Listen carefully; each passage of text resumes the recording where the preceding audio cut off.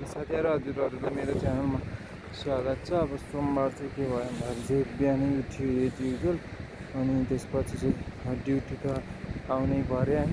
Duty आयो अनि ड्युटीमा आएपछि थाहा भयो कि आज केटाहरूको 24 घन्टा ड्युटी रहेछ। अनि मलाई पनि डर लागिराखेको थियो कि मेरो पनि 24 घन्टा ड्युटी हुन्छ भनेर, तर म केही बोलिनँ। अनि त्यसपछि काम तातियो, मोबाइल चलाइयो, आगो तातियो, गराउँदै खाना खाने बेला भयो।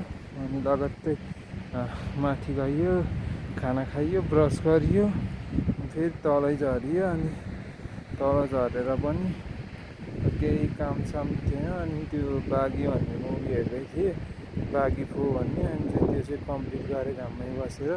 अनि चाहिँ के अरे एक्सभेटर बिग्रेको रहेछ, त्यो बनाउन ल्याउनु भएको थियो, त्यो हेर्न सेर्न झ्याउ लाग्यो। अनि त्यसपछि चाहिँ गर्दा गर्दा अनि अरू दिन जस्तै दिन बित्दै गयो। अनि त्यसपछि बेलुकातिर चाहिँ यसो जापानिज सिक्दिन पऱ्यो, वर्णमालाकै एबिसिडी क ख ग घ हुन्छ नि नेपालीको। अनि त्यस्तै वर्णमाला सिक्दिन पऱ्यो भनेर सिकेँ होइन। जम्मा 5वटा हुँदो रहेछ त्यो आ इ उ ए, हाम्रो 12वटा हुन्छ नि, यिनीहरूको चाहिँ 5वटा हुँदो रहेछ। अनि त्योवाला सिकेँ। अनि त्यो चाहिँ 70 मिनटको भिडियो थियो, जे होस् राम्रै लाग्यो। त्यो इजी वे भन्नेबाट हेरेको थिएँ, त्यो युट्युब च्यानलबाट, राम्रै लाग्यो। अनि त्यसपछि चाहिँ त्यो टिपुट पनि गरेँ। अनि त्यसपछि अब बेलुका 6-7 बजिसकेको थियो। अनि केटाहरू खाना खान गए होइन, म खाना जाने होइन भनेर सोधेको थिएँ। म अर्को पछि जान्छु भनेर कुरिरहेको थिएँ। अनि कुर्दा कुर्दै अनि ती केटाहरू खाना खाएर आए।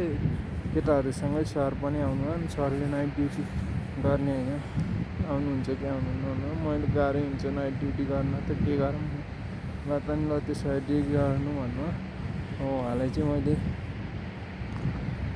हृदयदेखि नै धन्यवाद दिन चाहेँ, थ्याङ्क यू भन्न चाहेँ। किन भन्दाखेरि अब म त्यही सुन्न चाहन्थेँ, त्यही भनिदिनु भयो होइन। अब अनि पछि अनि खाना आइयो, खाना खाइयो।